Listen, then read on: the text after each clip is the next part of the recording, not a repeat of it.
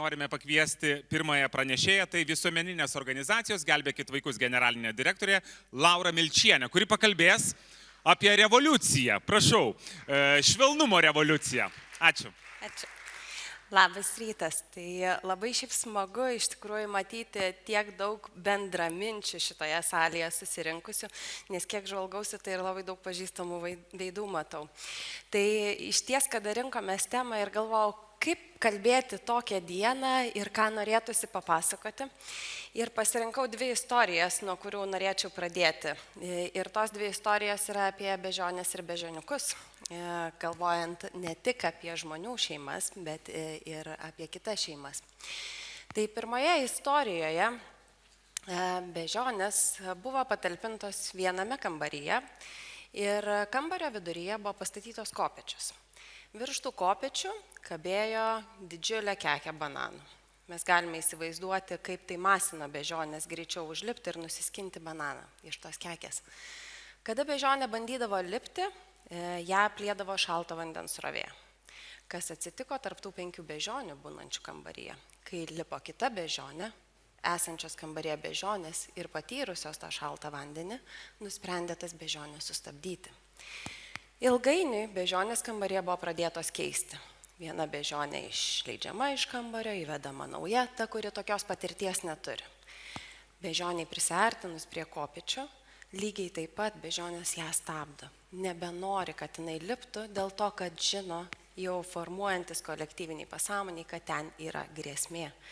Net pasikeitus kambaryje visom esančiam bežionėm, nei viena bežionė nelipo ant kopėčių, kad pasiektų bananą. Lygiai taip, kada mes savo patirtyje susiformuojame vienas ar kitas nuostatas, mes jas perdodame iš kartos į kartą.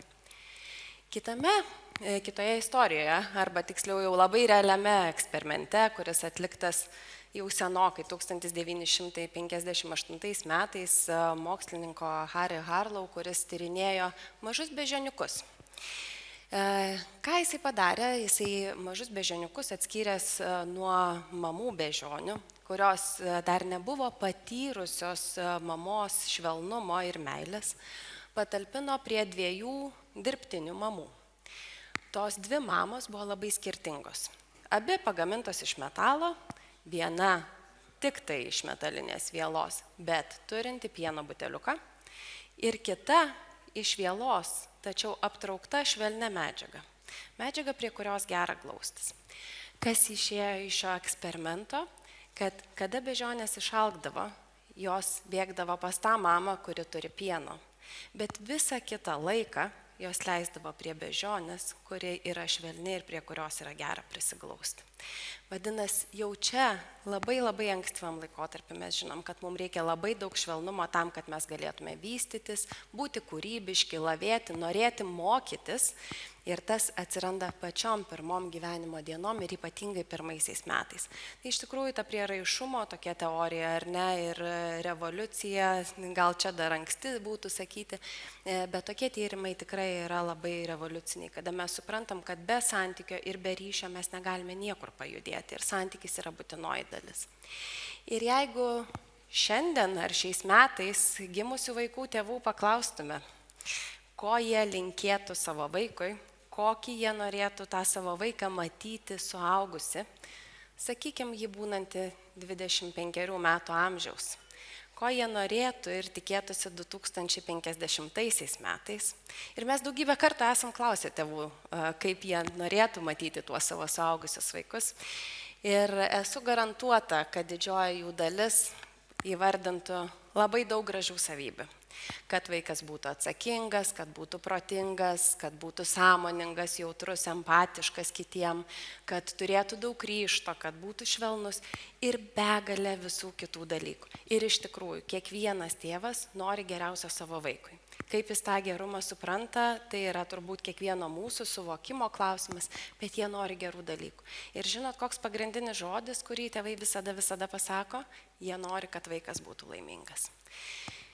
Deja, tos laimės mes turbūt negalime įdėti ir inkorporuoti į vidų vaiko, bet mes galime sukurti tokią aplinką, kurioje vaikas jaustųsi priimtas, kurioje jisai būtų saugus ir kurioje išties jisai galėtų patirti tą laimę ir tą laimę neštis per gyvenimą. Tai kai žiūrime į iššūkius, su kuriais susidurime šiandien ir tada jau klausime nebe tėvų, o klausime specialisto, ką jūs matote, tai kame mes dabar gyvename, kur tie didieji iššūkiai. Tai dauguma kalba apie didžiulius krūvius švietimo sistemoje, apie didelį tėvų nuovargį, nespėjimą pasirūpinti savimi, apie kai kur vis dar patiriamus ekonominius sunkumus, apie konfliktiškus santykius šeimoje, trūkstamą ryšį tarp vaikų ir tėvų, įvairius specialiuosius ugdymosi poreikius, negalias, tėvų negalias ir susiduria su labai daug kuo. Bet kada atsižvelgiam į tai, ko mums reikia, mes turim suprasti, kad kiekvienam iššūkį nėra labai trumpo kelio, kaip tą iššūkį išspręsti. Ir net kada norime užauginti štai tokius vaikus ir kada ištinka ta kasdienos situacija, nesirengia, neina valytis dantų, nenori ruošti pamokų, pabėgo iš pamokų, susidėjo galbūt su netokia kompanija, kokios mes linkėtume, kaip suaugę ar kaip tėvai. Kaip mes priimam sprendimus? Mes priimam sprendimus va šitaip, labai greitai. Mes sprendžiam tą situaciją, kuri yra šiandien ir dabar, nebegalvodami, kokį mes norime vaiką užauginti. Jeigu galvotume, kokį vaiką norime užauginti, mes turbūt visiškai kitaip į tą sprendimą keliautume ir visai kitus variantus galėtume pasiūlyti ar susitarti su pačiu vaiku. Ir čia mums išties yra pati svarbiausia dalis, tai kaip mes siekiame tų tikslų. Kaip tėvystėje siekti tų tikslų. Ir turime kalbėti apie du labai svarbius konstruktus. Viena dalis yra šiluma, o kita yra labai aiški struktūra arba tos ribos, apie kurias kartais kalbam ir kurių negalim pamesti. Tai kai statome savo tėvystę arba tą kelionę tėvystės keliaujame, turbūt yra labai svarbu, kad tarp šitų dviejų dalių būtų pusiausvyra. Nes jeigu vienos dalies staiga stokojame, tai to namo toliau pastatyti nebegalime. Tie pamatai tiesiog sugriūva ir subliūkšta į priekį žvelgiant. Tai kas yra ta šiluma?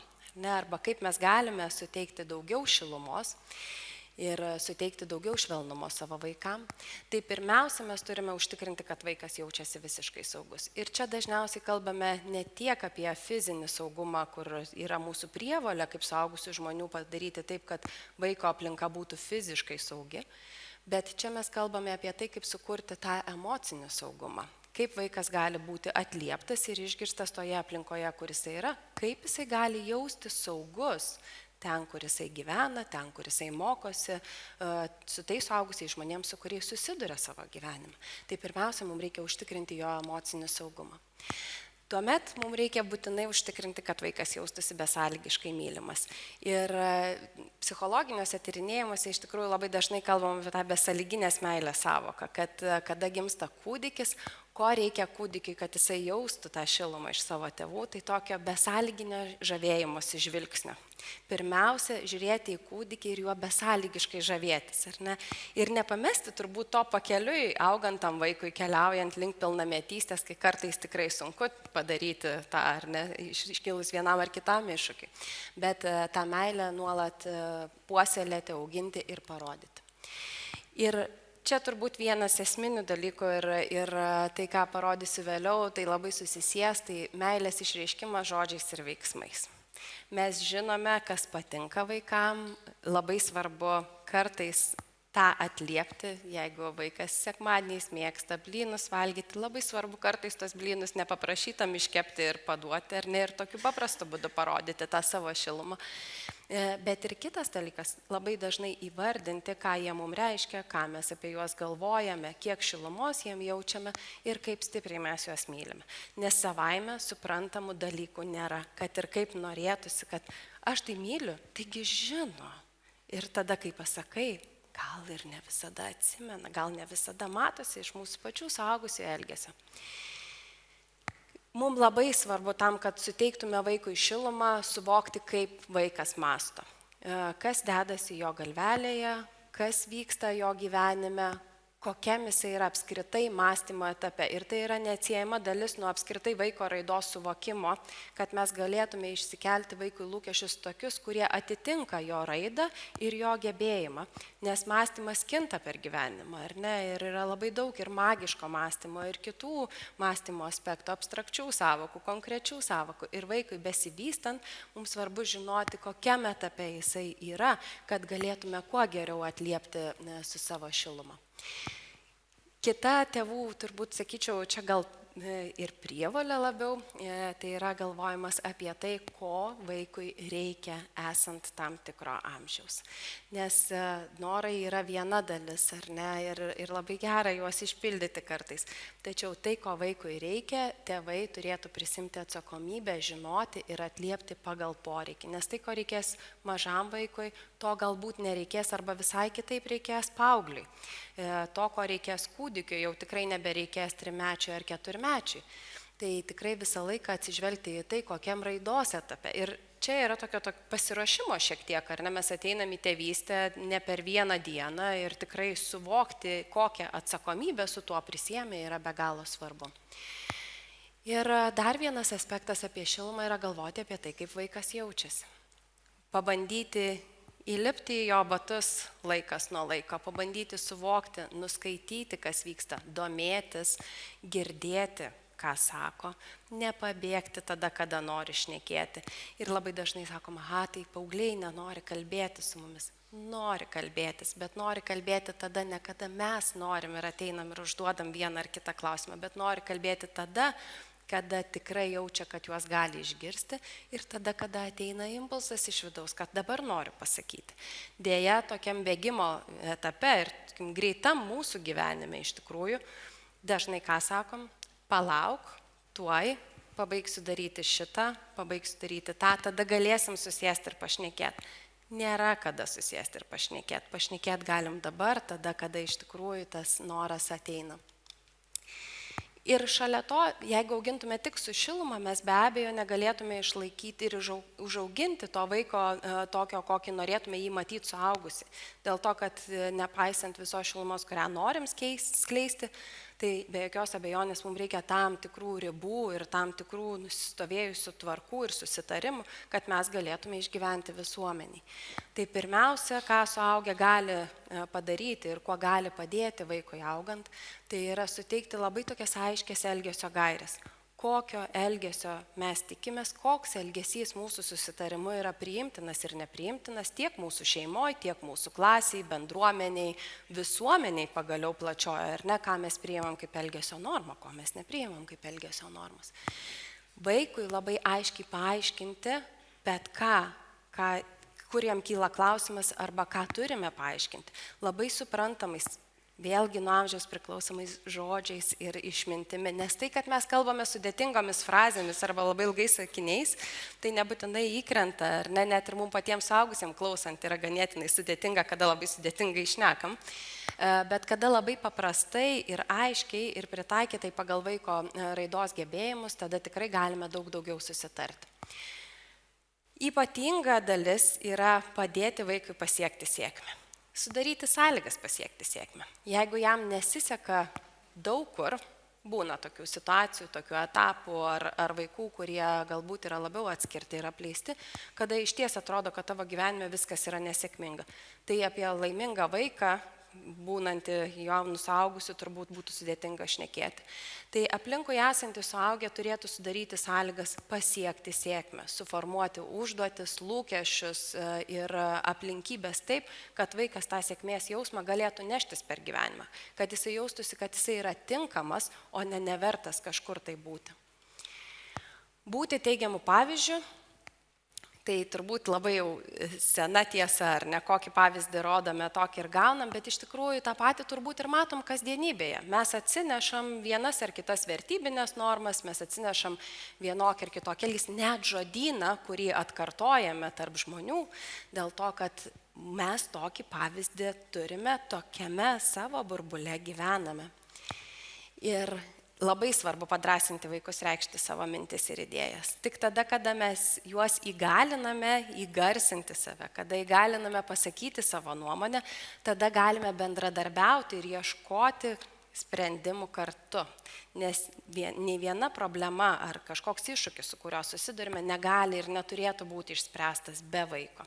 Vaikas turėtų būti pilnateisis dalyvis tame ir aš labai tikiuosi, kad nepaisant to, kad salėje darbo dieną suprantu, kad vaikai yra pamokose, bet tokią dieną ir tokią šventę labiausiai norisi, kad ir jų balsas čia skambėtų garsiai ir aiškiai. Ir dabar pabandysiu to balso šiek tiek atnešti ir šiek tiek įgarsinti, nes lygiai taip pat, kaip tėvam reikia palaikymo ir tėvai turi labai daug duoti. Ir kartais aš sakau, kai žiūrim į tėvystę, mes turėtume žiūrėti kaip į stiklinę vandens. Jeigu stiklinę pastatome ant stalo ir iš jos negeriame, tenai yra pilna stiklinė pripilta, kas atsitinka su to vandeniu, jis tiesiog ima ir išgaruoja. Po truputėlį iš lėto jisai garuoja. Tam, kad mes galėtume duoti kitam atsigerti arba tam, kad galėtume būti tie efektyvūs suaugę šalia vaiko, mes turim papildyti tą stiklinę ir visą laiką joje turėti šiek tiek vandens, kuriuo galime dalintis. Tai dabar galvojant apie vaikus ir tai, ką jie pasako, mes klausim, o ko jūs tikitės iš suaugusių? Tai kaip tie suaugusieji galėtų su jumis būti? Ir šiemet tikrai labai gražiame projekte gyvename pusmetį ir su Vaiko teisių apsaugos kontrolieriaus įstaiga inicijavome didžiulę apklausą vaikų, kurioje vaikų klausime, kaip jie jaučiasi. Paklausėme vaikų, atsakymų buvo beveik 1200, tai yra didelė dalis vaikų nuo 10 iki 18 metų, ta apklausa buvo išsiųsta mokyklom, dalyvavo iš skirtingų savivaldybių vaikai, tai tikrai visoje Lietuvoje buvo prieinama ir galima užpildyti.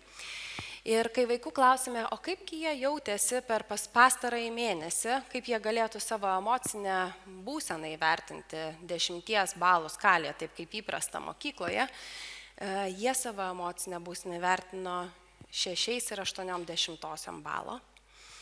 Jeigu išimtume dalį grupės ir žiūrėtume į tuos vaikus, kurie priskyrė save skirtingom socialiai pažeidžiamom grupėm, jie savo emocinę sveikatą įvertino vos 5,5 balo, kas yra visai liūdnas, tikrai labai liūdnas skaičius ir tik tai parodantis, kiek mes kaip suaugę vis dar negebame pamatyti tų iššūkių ir padėti ir prisidėti juos sprendžiant, kas yra labai svarbu.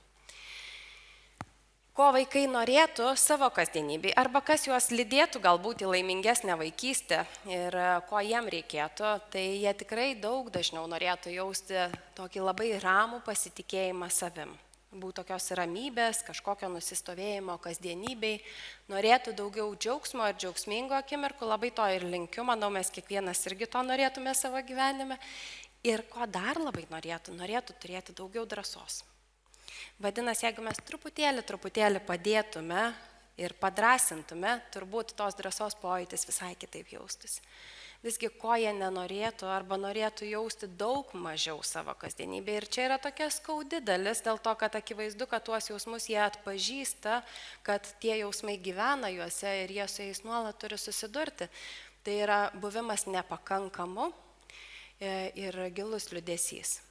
Ir man skaudžiausias turbūt dalykas šitame visame tyrime tai yra buvimo nepakankamų jausmas. Mes čia esantis, už ekrano esantis suaugę turbūt galim pasakyti, kad mes kiekvienas nešamės bent gabalėlį šito iš labai senos auginimo perspektyvos, iš to, kiek pačių mūsų buvo atliepta emocijų mum augant ir gyvenant. Tai nepakankamumo jausmas yra labai slogus, sunkus, jisai dažnai lydi žmogų visą gyvenimą ir norėtųsi, kad vaikai iš vis nekalbėtų apie tokį jausmą, o jie kalba apie tai, kad jie norėtų jausti jo mažiau. Ir tą pasako kas trečias vaikas. Norėtų jausti mažiau nerimo ir norėtų jausti mažiau pykčio. Pyktis, sakyčiau, yra labai toks tam tikra prasme ir pozityvus dalykas, ar ne? Padeda mum ir apsiginti, ir apsisaugoti, ir išreikšti, kartais net ir tą pačią savo nuomonę, bet turbūt kartais tiesiog pritrūksta konstruktyvių būdų tą padaryti. Tai vat to įgūdžio ir gebėjimo susitvarkyti. Ką jie daro, kai jiem yra sunku?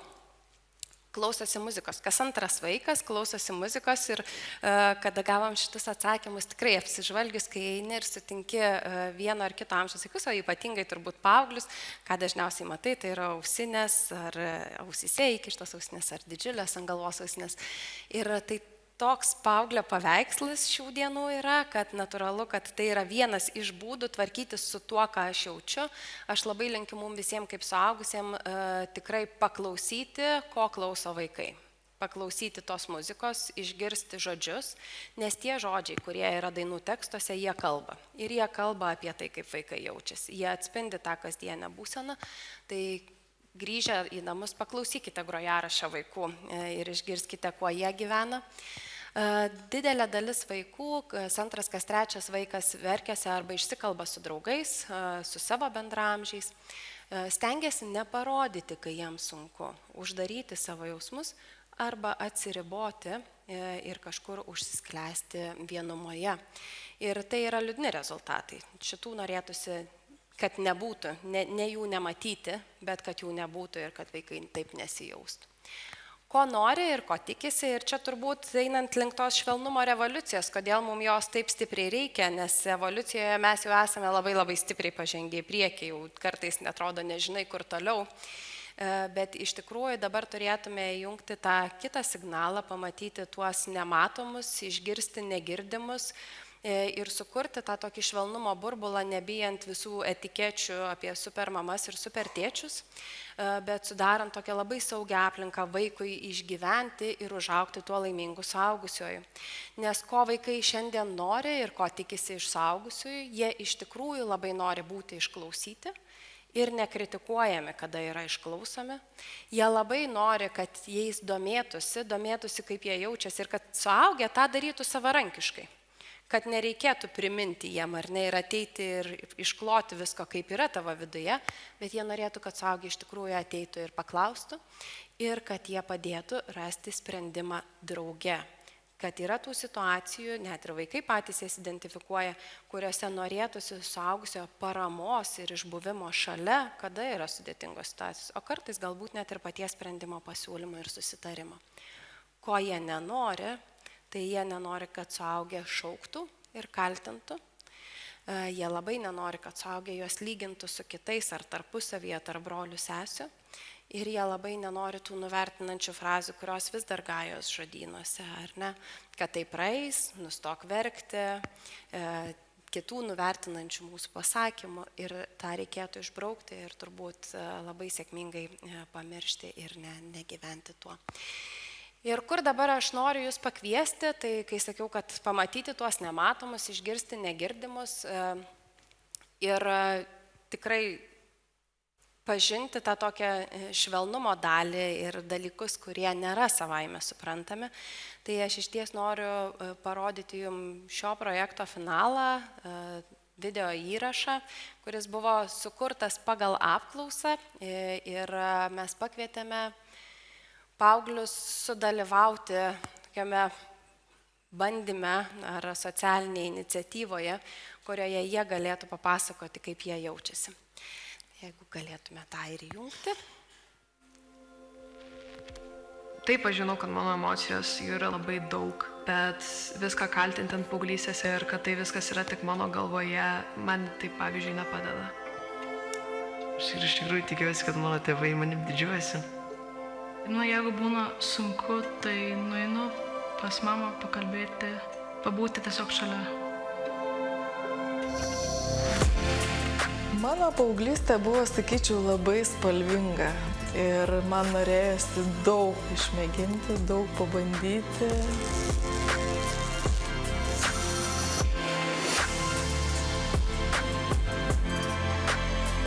Paauglystėje aš jaučiausi gerai, kai kurdavau ir labai mėgau tai daryti. O blogai jaučiausi, kai man trūkdavo draugų. Man visuomet norėjosi būti šurmuly, bet tikrai atsimenu laikotarpį, kai jaučiausi labai vieniša.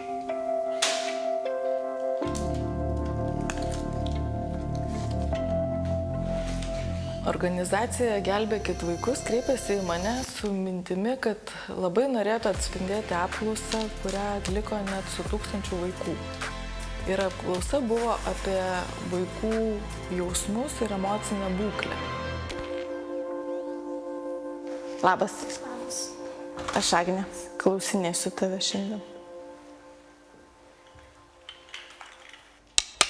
Aš norėčiau tavęs paklausti, kokias emocijas norėtum jausti dažniau?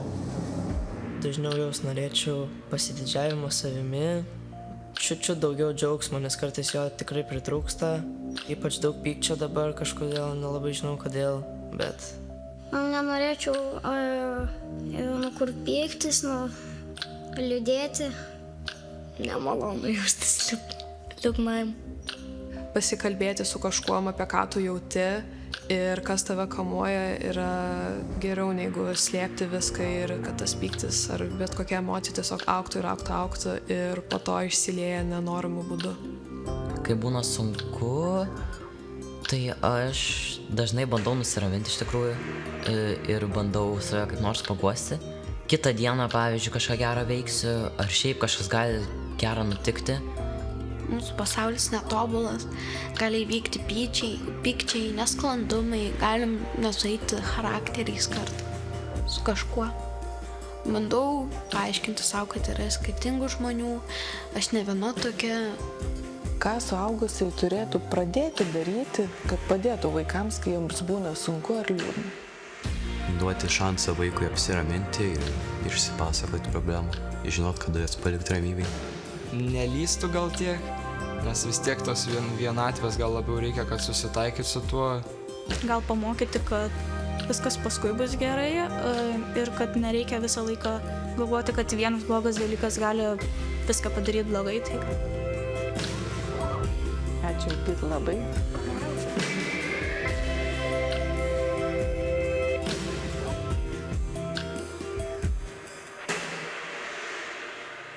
Aš gavusi šią užduotį, svarsčiau, kas tai galėtų būti ir pagalvojau, kad kūrinys galėtų vadintis Paauglystė. Instaliacijoje vaizduoju 12 figūrų. Figūros yra sudarytos iš plačių kelnių ir džemperių, kuriuos atidavė vaikai. Kai kurios kelnės yra sukurtos iš kompiuterio ekranų, limonadų skardinių ir dar vienas yra metalinės. Man atrodo, kad tokie yra paaugliai.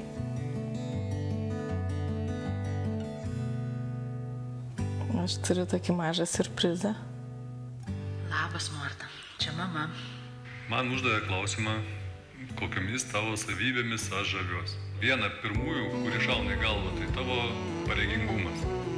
Aistė mus labiausiai žavi savo atkaklumu. Ji nori šokti baletą, nori būti scenoje, todėl kiekvieną dieną daug dirba ir daug treniruojasi. Negaliu atsižiūrėti, kaip tu žaidi futbolą. Mane labiausiai žavi upės tikrumas ir natūralumas.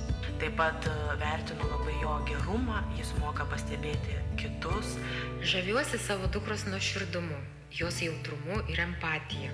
Mane žavi tavo žingeidumas, noras ir drąsa išbandyti naujus dalykus.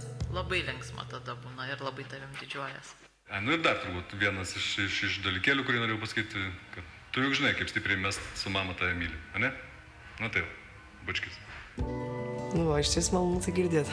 Visada būna malonu išgirsti iš kažko, arba ypač tėvų, kai tave giria, arba kažką tokio pasako. Ar išgirdai ką nors naujo, ar pasako tėvai šitaip? Tikrai išgirdau. Aš negalvau, kad jis realiai taip pozityviai apie mane galvoja. Vaikai yra ateitis, bet jais turime rūpintis dabar. Ir labai noriu pakviesti suaugusius žmones prisiminti, kaip jie jautėsi paauglystėje ar būdami maži ir pastebėti tuos vaikus, kuriems reikia pagalbos ar patarimų.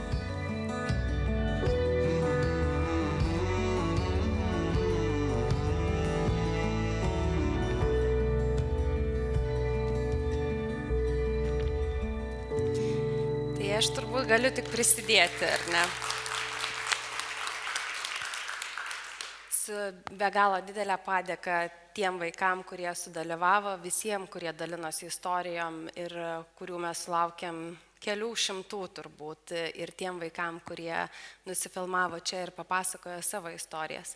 Ir man atrodo, ta švelnumo revoliucija turbūt ir prasideda nuo to, kai mes sustojam ir galim pasakyti, kaip mes apie juos jaučiamės, ką mes galvojam, ir tai nėra savaime suprantami dalykai. Tik kviečiu nepamiršti šito ir priminti ir savo, ir savo vaikam, ir aplinkui esantiem vaikam kiekvieną dieną, kad galėtume po 25 metų, o kai kuriem ir anksčiau, pasakyti, kad mes tikim, kad dabar jūs tikrai galite būti užaugę laimingi.